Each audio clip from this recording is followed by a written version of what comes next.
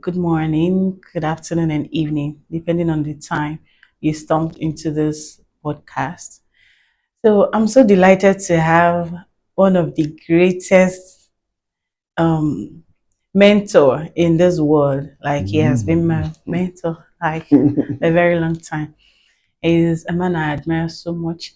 This is Mr. Uche Gabriel. Um, he's the manager of, I don't know if I should be the one to do this in am I really worthy to do this introduction, or you should? Okay, I shall introduce myself. Yes. Okay, I am Uche Gabriel, and right now I'm the general manager of Solid 100.9 FM. So basically, I'm a broadcast journalist and administrator. I've tried singing. I've also written two books, working on the third one. And so we're going to have a conversation, many things to talk about. And I know you're going to be impacted by the conversations we'll have. So stay tuned. um I want us to treat the topic music. Okay? In this generation, music is just so rampant. Are you sure you don't know music more than I do? I don't think so. We Okay. all have one place or the other to learn from each other. So Mm, music is so rampant this period. Not even like now, but it's been a very long time that music have been a thing of everybody, mm, a thing of all. So I want you to like talk to us about music. What do you understand by music? mm. Well, music is, let me start by saying it's a universal language. Everywhere you go, you see people subscribe to different kinds of music. For some, it's secular. For some other people, it's more spiritual. And it's interesting to also note that God loves music too. The devil also loves music. And that's why you see a whole lot of things done. So, music is an instrument that both God and the devil could use to do a lot of things. In fact, if you want to pass a message across, sometimes it's better coined in music. Is used to teach children. Children learn faster with music. Yes. So music is basically part of our everyday life. If you go to the workplace, they even have music while you walk. Okay, so there's soft music in the background, not loud. That what people don't know is that that music is like an energizer. You could walk 9 hours and not even know you're walking because there's music in the background. I have a friend, in New Haven. Each time you go to his office, there's jazz playing. Okay, he works for long hours. So music is something that, in fact, I'm yet to meet someone who would say I don't love music. You could say I don't love this type, or I like this genre, but there must be a kind of music you love, Yes. whether it's traditional music, jazz, reggae, blues, whatever. There's always one particular music that someone subscribes to. But people like us, we listen to all kind of music. The reason is because there's beauty in variety. And a song is not necessarily bad because you don't like the genre. Okay, you could say, okay, I don't really like it so much, but then that's not my favorite kind of music. Yeah. So music is pervasive, I would say, because it cuts across everything we do. Those who drive with music.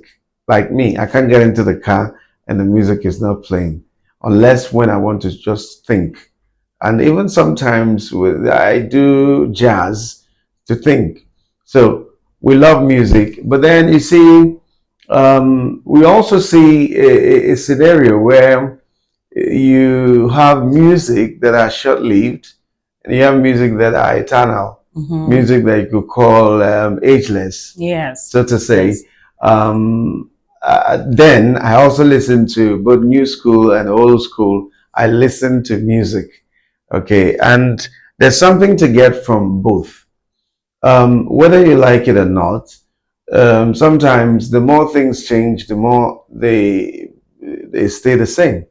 The more things change, the more you go back to the old. So you see, sometimes just like clothes we wear, you see a certain style fade off and then sometime begin to resurface Come back again. again. That's the same way music is. Yeah. There are people you listen to their songs, you won't believe they are young people because their voice, their vocal style, their instrumentation seems to sound old school. Okay, so I love old school because it reminds me of where we're coming from. And, even new school musicians must listen to old school to know where music is coming from. And the argument has been whether we have our best of music in the old school or in the new school. But I think we have more in the old school. But then you also see young people who are doing great that even old people want to listen to. So the next thing I like to say is those who are coming up should be thinking about how long will my music last. Okay. Okay, so it's okay to serve your generation, to sing what will be relevant to your generation, but will your song be listened to 50 years from now? There are songs you mention and you can't imagine that it's been on for 30 years Yes. because they're evergreen. I don't want to Like mention artists intentionally. I don't want to mention artists, but then because I don't know who is listening to me. But whether you're talking about secular, you're talking about gospel music, there are songs you pull it out, you play it, and it's like it's yesterday. yes. And even if it doesn't sound like music of today, it's something that you want to just keep listening Listen. to. I mean, you don't get tired listening to it. That also tells you the level of work that is put into it, the consciousness, the intentionality. Okay, the writing of a song is always the place to start. Mm-hmm. And then motive. Let me quickly talk about motive. Motive is what gives your song, the timelessness. Because if you're just, for instance, in Nigeria, most of the people who go into music to make money. They think of the money, they think of selling records. But those whose songs are eternal, first of all, they think about, I want to sing, I want to minister, I want to just give something to the world. And by doing that, they stumble on money, they stumble on fame. But you see, there's nothing wrong with having money from your work. Everybody wants their work to be blessed, blessed to the point where money comes from it. But that shouldn't be the primary motive. Yes. I mean, teachers should be paid well, but then you don't go into education just for money. Otherwise, you miss the calling part. Exactly. Okay, so there are those who have probably forced themselves to become musician. Maybe you just get something in the by and by, but then in the long run, there's nothing. I mean, there are musicians right now that will die with this generation. That's to say, next generation will not know that they ever existed. The only thing that will make you remember what they did is probably the search engines where platforms where maybe they drop their songs. But it's not something that people should be excited about. To go and search for. Okay, so that's it. There are those who are not, they're just putting in immediate work. They are not thinking of 20, 30, 40 years from now. Okay, so whether secular or this thing, there are people who have dominated the scene. They have been there. And like I said, I don't want to mention names, but there are names that are popping in my head. Me too. I'm just tempted to call names. There's no point mentioning them, but they have been singing for 50 years. And when they drop something, you know they are in sync. They understand. Okay, now one part is the fact that the song becomes eternal. The other part is that this person, as long as he's alive, and I think people should also begin to understand that you're not competing with anybody. Exactly. When music is concerned, do what feels good to you. Because one of the biggest quality of those who make the best of music is that they are original.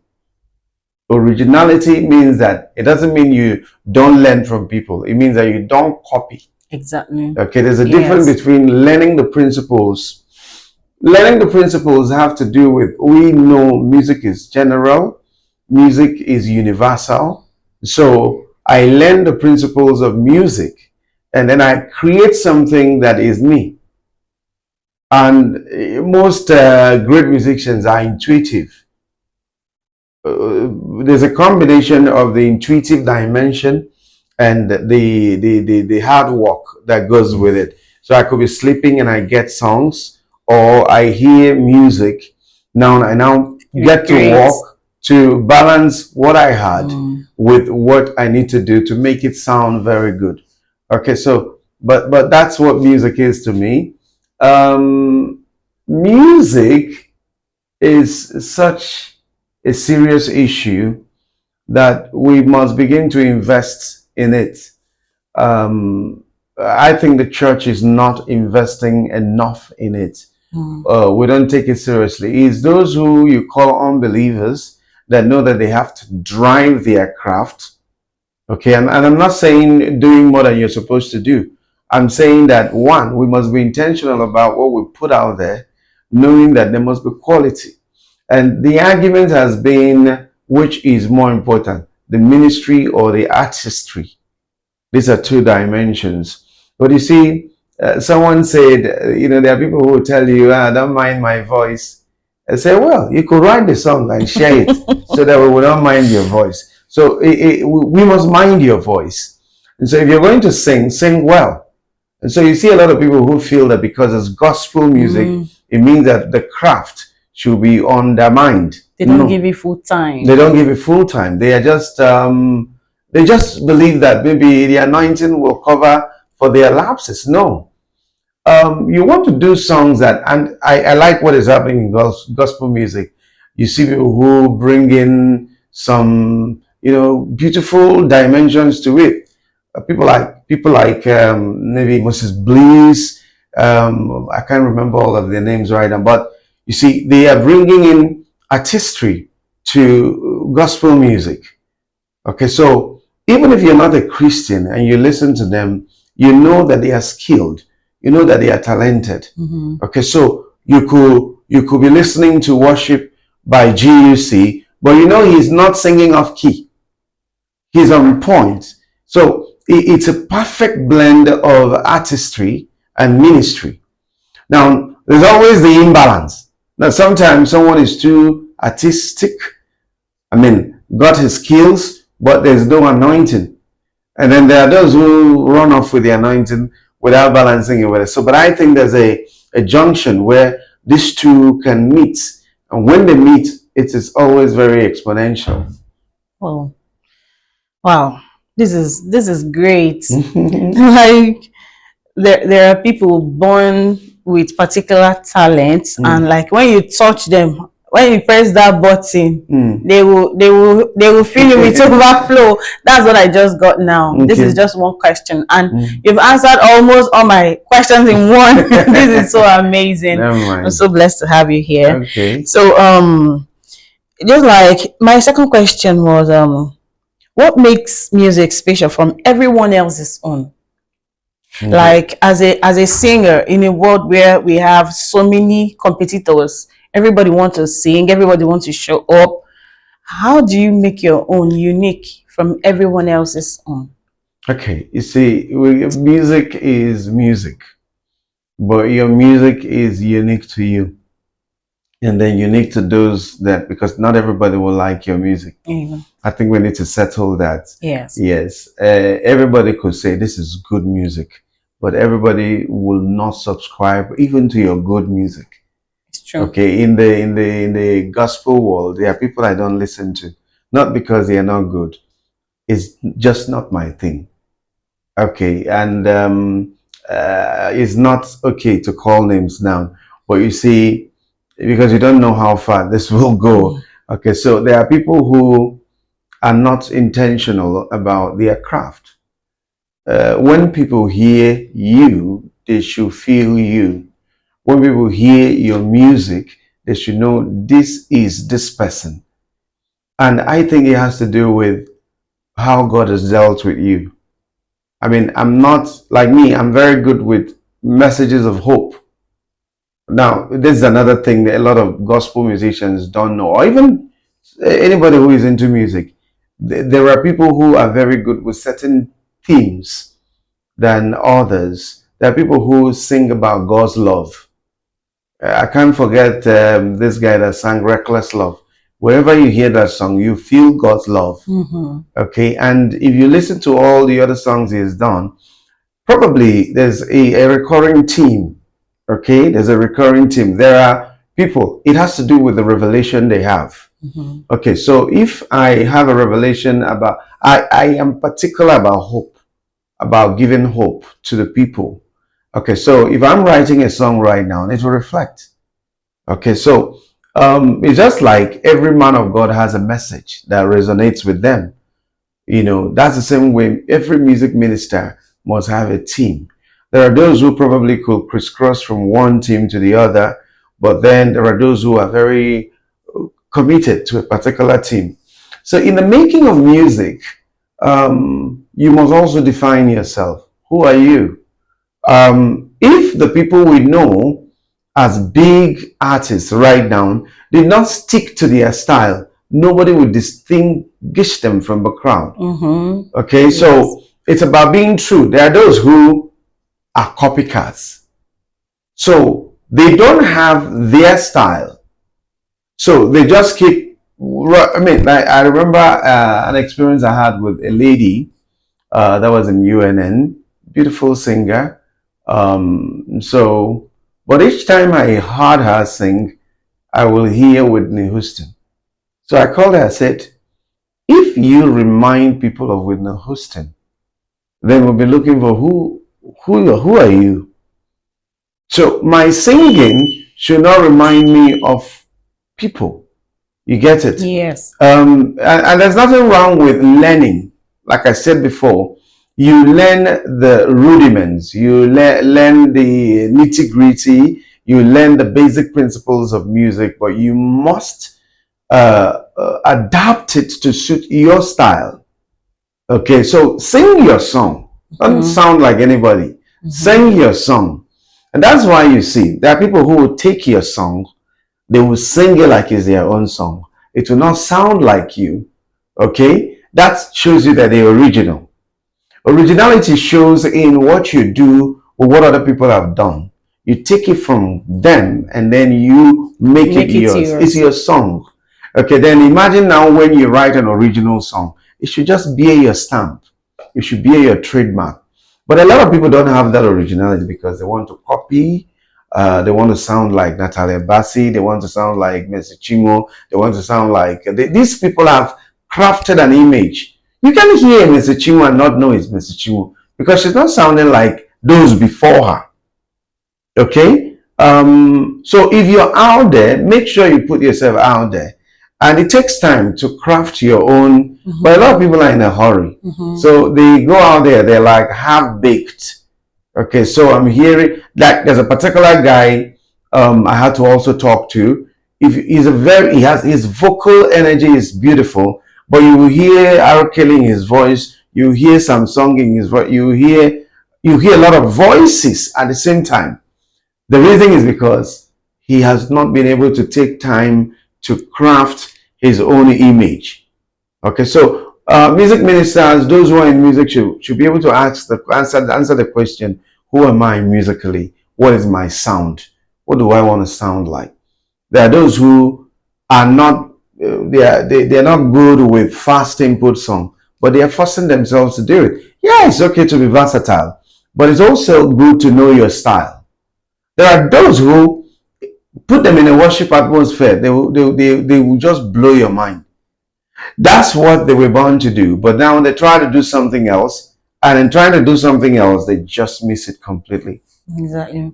So, what makes your music unique is the intentionality, the originality. How much time do you spend Invest. developing this, crafting it? Because it's craft is a huge work. And you know, nowadays we have people who want to go on stage, but they don't do rehearsals. And it is in those rehearsals that you find yourself. You keep singing and singing, and okay, there's this law they call the 10,000 hour rule. What it means is that whatever you do in life, you must do it for up to 10,000 hours Oh. to become a pro. Okay, so you could now, for different people, they could achieve it at an earlier age. Those in football, you play 10,000 hours. Calculate how many times you play in a day over 10,000 hours. Then that's the gauge for being noticed. Okay, so but a lot of people don't rehearse. You need to rehearse and rehearse and rehearse. In fact, there are people who have written songs that have not owned the songs. They don't own the song. They still sing the song with a shaky mouth. A better experienced musician takes the same song and it's something else. So it's about the amount of time you spend with these songs. Don't You can't minister with a song that does not minister to you. Mm-hmm. Okay, and so let me leave it at that. Oh, this is great. Consistency is the key Yeah. for you to get your style of music and be distinguished from every other person. You need to first of all discover yourself, what you sing. You don't sing like everyone else's. Don't copy others. Like when you copy others, who will showcase you? You hide you and keep exposing others to the world. So like he said, originality is the best, but that does not mean that you go and pack one side and be limited to that alone, saying, this is me, this is me. You have to work on yourself. Those people you admire so much, learn from them. Not like go copy everything, but like learn from them, add to the ones that will enhance you, and keep moving. Thank you so much for You're this welcome. wonderful thing. You're welcome. So, okay, what's the advice you have for those that are already frustrated in this industry? Like there's this my friend that said, her name is Nature. She's a very good singer, a very good friend of mine. So she said, it doesn't matter if everybody wow you when you are singing or not. What matters is when you go on stage, try your best, rehearse, pray, and give your best. Give your best, and then keep worshiping God. Just feel like God is there and you're worshiping him face to face. So from your worship, feeling it, every other person will adapt. And those that maybe is not their thing, you should just be. So nobody should be frustrated that your own is not going like every other one else's. You're fulfilling purpose somewhere, you know. So if at the end of your ministration one person is blessed, it's still cool. Once you know that you're putting in your hard work, your determination, your less everything, don't just go relax. But if you're doing your best, be on it. So is there any other advice you have for those that are already pushing it and it seems as if it's not going? Okay, I've been there, and it goes back to motive. Um, because if your motive is to just make it, you'll be frustrated. Okay, and I also think that a lot of people beat the gun. There are those who are supposed to still be developing themselves, and so they jump into ministration and manifestation. You could get frustrated. If you're prepared, then you know that it's not going to be easy. Nobody promised you it was going to be easy. Okay, so first and foremost, your motive for going into music ministry must be right. And if you have to work to support yourself in the meantime until it becomes big, do that so that you're not overtly worried about where the bills are going to come from, and then you could actually turn to begging, which is not good for even your image. Okay, so first of all, your motive. You're there to worship God and you're there to minister to His people. There is nothing you do in this life that does not require tutelage. Who are you learning from up close? Who is your mentor? Okay, so because sometimes some of those worries and anxieties are cleared by mentors. Your mentor is giving you like a condensed learning formula. This is the way it is. This is what I had to go through. Look at what you need to do. Okay, just like if I'm a motivational speaker and someone else is coming up as a motivational speaker, they can simply come learn from me. If you want to go into broadcasting, I could be your mentor. It shortens your it shows you what goes on behind that you Mm-hmm. can't see. People get discouraged because they don't know that it's going to take this long. I want to blow. Everybody wants to blow. Okay, so but then when it begins to take time, you begin to get discouraged. That's because you did not factor it into your training. So motive is very important. Secondly, preparation. So you have the time to prepare. Jesus prepared for 30 years and manifested for 3.5 years. Okay, so there's time to prepare.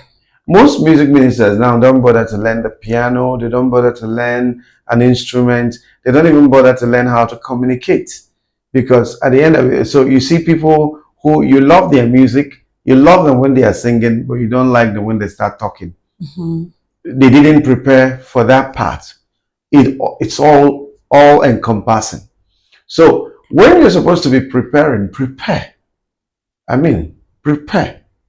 I remember listening to Asueki, legendary Asueki, and he said something that really touched me because at that time in my life, I was worried I was not getting the results I expected, the quick results. And he said something that I'll never forget. That was at Nsuka. He said that it's not about doing the right thing. It's about doing the right thing long enough. Mm-hmm. Okay, so when he said it, it just hits me like tornado, and I was like, this is the word I was looking for. Because you've got to do it long enough. Mm-hmm. So how long can you do it before it starts yielding? Okay, and it's not going to just start. Message was at one point in Port Harcourt like a beggar. It's like she doesn't have anything. I don't know whether you understand. Yes. But now she's a household name. She earns big. So now you want to be like her, but you don't know her story. And I think that maybe one of the things we could do is also because I don't think anybody has done it. Maybe we should just reach some of these big A-list artists to get their stories documented. Okay. What is your story? Share the stories to maybe put it in a book form. I mean, just tell us your story. We'll write it and put it in a book form and share it to choirs and music ministers so they know where these people are coming from. Tim Godfrey didn't just jump out. They paid their dues. How did they do that? Somebody has to tell the story. Yes. Okay, so then if you start manifesting when you should be learning or developing yourself, what will happen is that two things could happen. If you're conscious about your development, you could do both side by side. But if you are not able to do that, you will stagnate. Because once you stop learning, you stop growing. Once you stop growing, you can't go anywhere. Then I also want to emphasize on, and that's part of what learning is all about, attitude. John C. Maxwell said that your attitude, much more than your aptitude, will determine your altitude. And it's not just rhyme.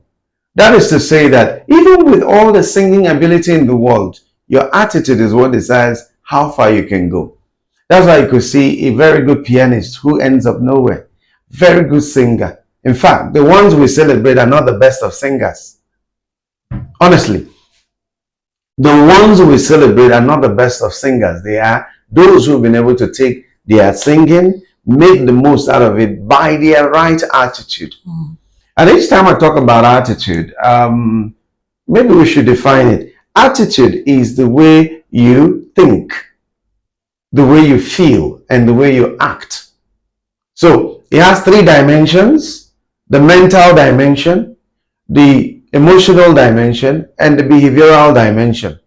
There are those who, by their attitude, you cannot afford not to help them. You meet them, you want to help them.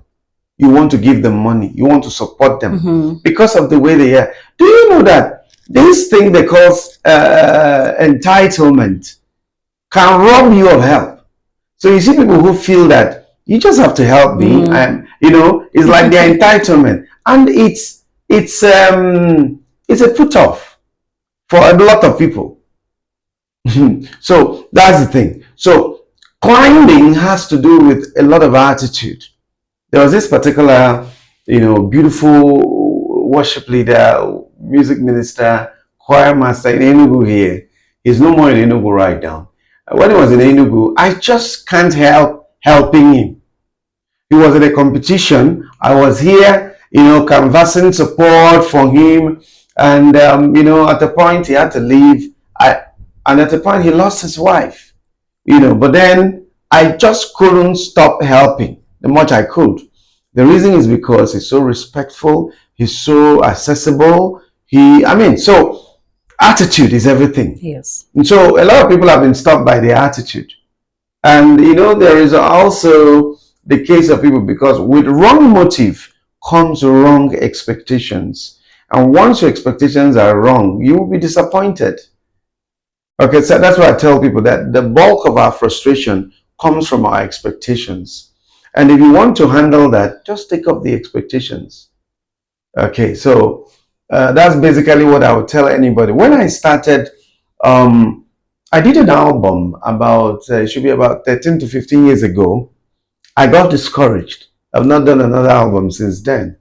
And the reason was because my motive was wrong.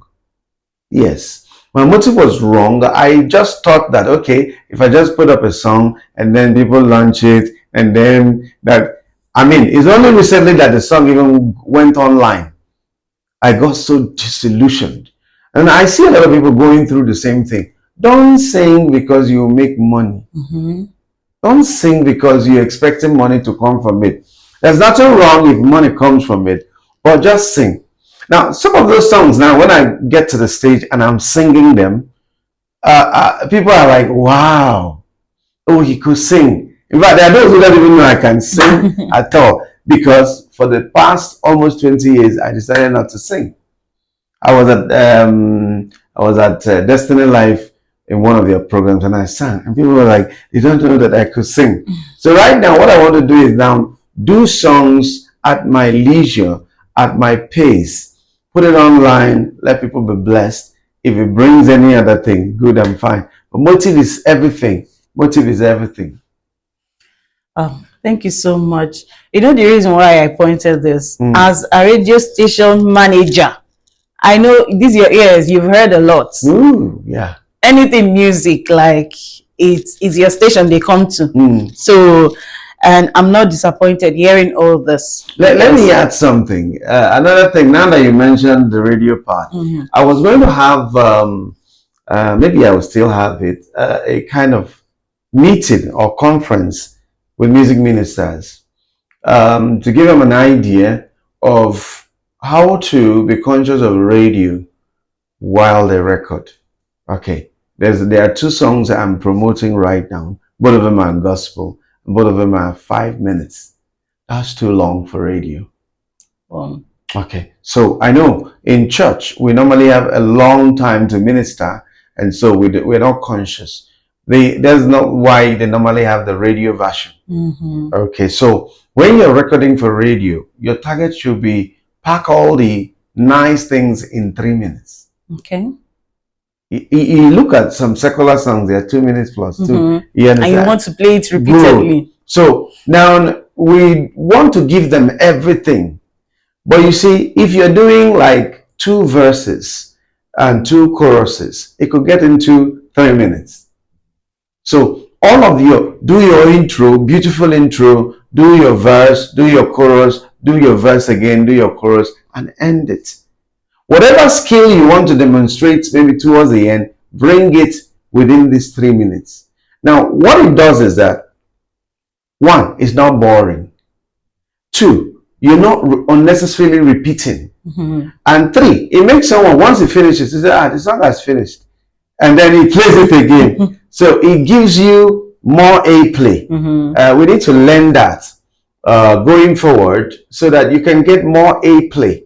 My argument has been, When we joined radio initially, the argument is that you don't play gospel music every day. My argument is, why not? Why not? It's not about what you want to play, it's about what the people want to hear. And I can tell you that a lot of people want to hear good gospel music on an ordinary day, not just on Sundays. So we're changing that because there are songs. I mean, for instance, there's a lady in Lagos. Her name is UD. Okay, UD just released a song called Joy. That song I played anytime.